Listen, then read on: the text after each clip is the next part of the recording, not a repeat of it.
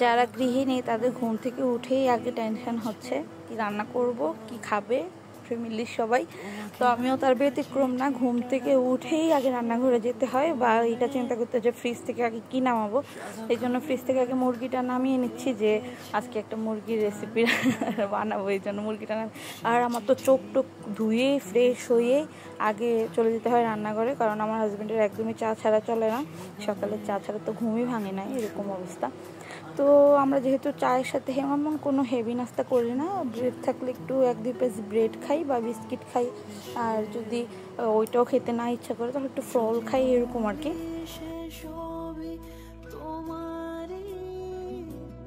তো সকালে যেহেতু ব্রেড ছিল তাই আমি যে জেলেটা বানিয়েছিলাম ওই জেলেটা দিয়ে একটু ব্রেড খেয়ে নিয়েছি, হাজব্যান্ডকেও একটু দিলাম। আর আমাদের এখানে কিন্তু অনেক বেশি করে চা খায়, দেখুন আমরা মগে করে চা খাচ্ছি, কারণ হচ্ছে আমরা ছোটো কাপে চা খেলে না আমাদের ঠিক তৃপ্তি হয় না। আমি জানি না সিলেটের মানুষ কিন্তু অনেক বেশি চা খায়, আমি জানি না অন্য কোথাও এটা হয় কিনা, এখানের মানুষ খুব মাইন্ড করে ছোটো কাপে চা দিলে। তো এই তো সকালে নাস্তাটা করেছি আর তারপরে রান্না করবো আজকে সাদা মুরগির নতুন একটা রেসিপি।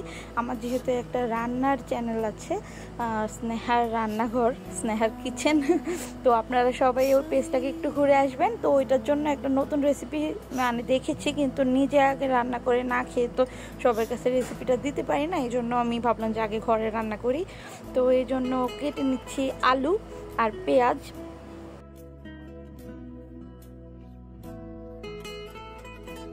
যদিও রেসিপিটাতে আলু দেওয়ার বা আস্ত পেঁয়াজ দেওয়ার কোনো নিয়ম নেই, কিন্তু তারপরও আমার হাজব্যান্ড যেহেতু মুরগি পছন্দ করে না খুব একটা, 1-2 পিস খায়, আর আলুটার পেঁয়াজটা মাংসতে দিলে খুব পছন্দ করে, এজন্য আমি একটু চেষ্টা করি আলু আর পেঁয়াজটা দিয়েই মাংসটা রান্না করার। আর দুধ লাগবে, যেহেতু আমি দুধটাও জাল দিয়ে নিয়েছি, এখানে রেসিপিটা দেখাচ্ছি না, এই যে ব্ল্যাক পেপার দিয়েছি, এটা গোলমরিচ দিয়ে মূলত রান্নাটা করা হবে। তো এই তো আপনারা কেমন আছেন বলেন, ভালো আছেন সবাই? আমিও আছি ভালো। কালকে একটু খুব মাথা ব্যথা করেছিল, মাথাটা মানে কালকে খুব বিরক্ত করেছে, এই জন্য কালকে আমি ভিডিও দিতে পারিনি। আজকে ভিডিওটা এডিট করছি, সকাল থেকে কারেন্ট নেই, এখন বাজে প্রায় 1:30, এখন কারেন্ট এসেছে, গরম অবস্থা মানে শোচনীয় হয়ে গেছে।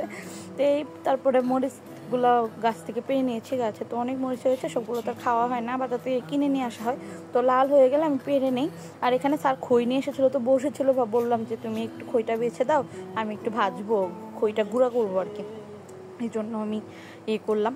আর আমার ভিডিওগুলো আপনাদের কেমন লাগে বলেন তো, যদি ভালো লাগে তাহলে আমার পেজটাকে প্লিজ একটু ফলো করবেন, কারণ আমরা তো সবাই এখানে কাজ করতে এসেছি, আমরা একা একা কেউ এগিয়ে যেতে পারবো না, সবার সাথে সবার একসাথে কাজ করতে হবে, তাহলেই দেখা যাবে যে আমরা খুব তাড়াতাড়ি গ্রো করতে পারবো।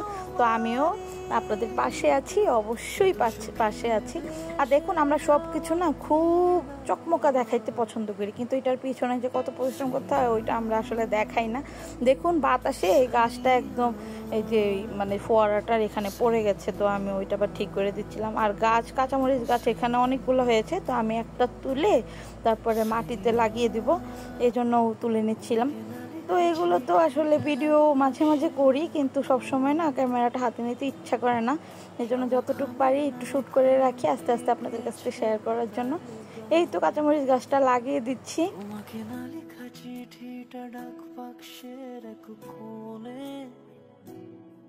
সাদা খামের না লেখা নাম এঁকেছে তার গানে, সেই চিঠি যত লেখা থাকে একা একা। আমার যেহেতু শহরেই বাসা আর আমি একদম মেইন টাউনে থাকি, আমার বাসার সাথেই হচ্ছে রোড, ঢাকা সিলেট রোড। আর তার থেকে বড় কথা হচ্ছে আমার চারপাশে যেহেতু ঘর, তো মানে আমার ভয়েসটা দিতে কত যে কষ্ট হয়, এত বেশি নয়েজ আসে চারিদিক থেকে, আমার আসলে এত বিরক্ত লাগে। আমি এই ভয়েসটা মনে হয় 4-5 বারে দিলাম, তো যদি কখনো একটু শব্দের জন্য প্রবলেম হয় তাহলে প্লিজ একটু করে নেবেন, আমাকে ক্ষমা করবেন। আমি আসলে কোথায় গিয়ে দিব ভয়েস আমি বুঝতে পারি না, এই আর কি। আমাদের অনেকগুলো লেবু গাছ হয়েছে, কিন্তু একটা লেবু গাছে 2টা লেবু হয়েছিল, একটা লেবু গাছে এটা প্রথম লেবু ছিল, এটাতে 2টা বীজ হয়েছে, কিন্তু আমি লাগিয়েছি গাছ উঠেনি, তারপরে আরেকটা হয়েছিল ওইটাও খেয়েছি। আর রাতে ডিম ভাজি করেছিলাম অমলেট, আর সাথে মাংস ছিল যে ওইটা দিয়ে রুটি খেয়েছি, রাতে আর ভাত খাইনি। এই তো ভিডিওটা এই পর্যন্তই। ভিডিওটা যদি ভালো লাগে তাহলে প্লিজ কমেন্ট করবেন, লাইক করবেন আর একটু শেয়ার করে দিবেন। আজকের মতো আমি বিদায় নিচ্ছি, আমার জন্য আশীর্বাদ করবেন। অনেক অনেক অনেক শুভকামনা। আজকের মতো টাটা। তোমাকে না লেখা চিঠিটা ডাক বাক্সে রাখবো।